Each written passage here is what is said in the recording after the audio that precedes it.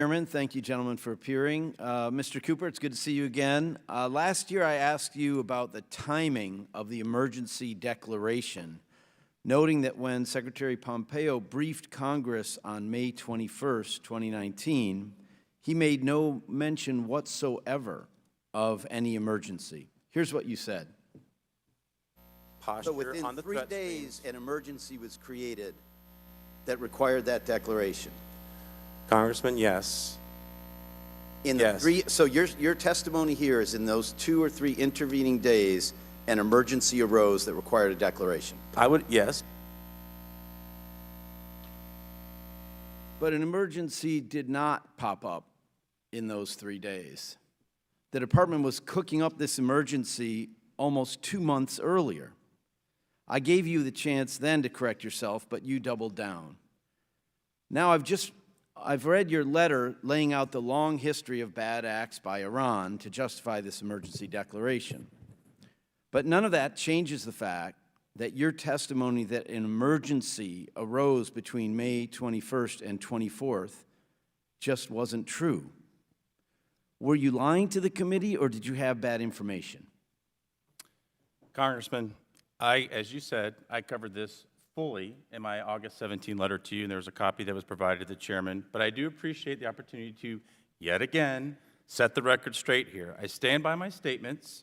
They were faithfully summarizing everything, the factual basis for the emergency that reflected the Secretary's certification that was submitted to Congress. And to the dates, to be clear, Mr. Levin, between May 21 and May 24, the Secretary made the decision to exercise a longstanding statutory authority due to the emergency circumstances described in his certification, which we re-enumerated in my testimony, which you decided to not fully show the entire video. I categorically reject repeated partisan political attempts to publicly mischaracterize my remarks. Okay, Mr. Cooper, your remarks stand for themselves. We just played them. Play all of them. That's what you actually said. Mr. Levin. That's what you actually said. Don't Let's parse talk them. about the OIG report.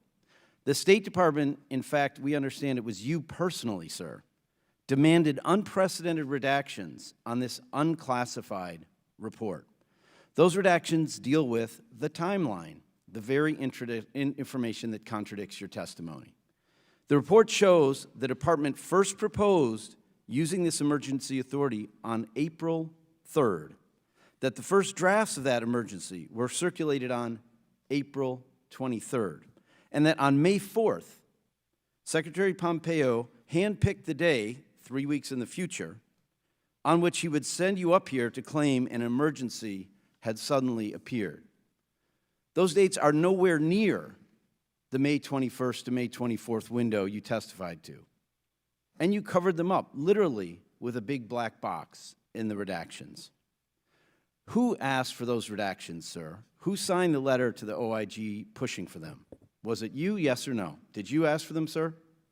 No, but I want to tell you something. Okay, well then let me Congress ask Mr. received String. Congress received an unredacted report. So Let me ask Mr. mischaracterize. String. Congress received a full I understand report. that, sir. That's not what I'm asking about. But sir, you asked a question about redacted passages. Sir, I'm going to reclaim my internal time information. and continue asking Mr. String. Did you ask for those redactions, sir? Yes or no?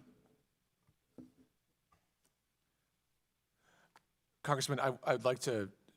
I'm going to ask you to answer the question, sir. Did you? It's not a complicated matter. Did you ask for those redactions? The unclassified report that was provided to Congress, as I understand it, was fully non-redacted. The public report. But the elected representatives. Who asked of for American Who asked for people- the redactions in the report that was public? Well, the elected representatives. of Okay, the you're not American going to people- answer the question.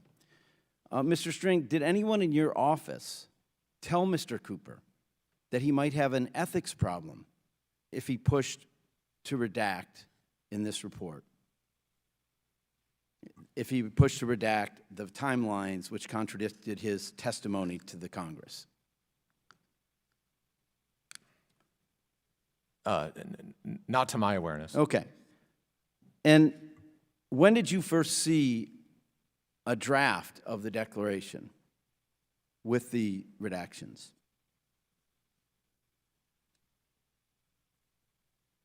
Just a clarifying question. The declaration. Well, let me ask Mr. Cooper. What is the first day that you learned an emergency would be certified on to Congress on May 24th? Was it that first day? Was it April 3rd? Was it April 4th? What was the first day that you learned of this? Congressman, first of all, I was confirmed by the Senate April 30th. I was serving an additional capacity in the national security enterprise earlier in April, not at the State Department. As far as the decision process, it would have been before the Secretary certified. Again, that window is between May 21, 24, where he made the decision. So are you saying you never knew before May 21st? Gentleman's time has expired. Congressman, we had to provide him the opportunity to make that decision. So you did know before. Troubling. All right, Mr. Chairman, thank you. No, what's I yield troubling, back. the Houthi threats and the Iranian threats to U.S. interests and our partners, that is troubling, Mr. Levin. Sir, Ms. Bamberger. the process of dealing with the U.S. Congress stands on its own as a responsibility of the State Department and every other part of the executive branch. And you cannot hide behind what we all agree are the very important foreign policy concerns that we all share. You cannot hide behind them, Ms. sir. I Bamberger. yield By back. congressional notification, it's I public. reclaim my time.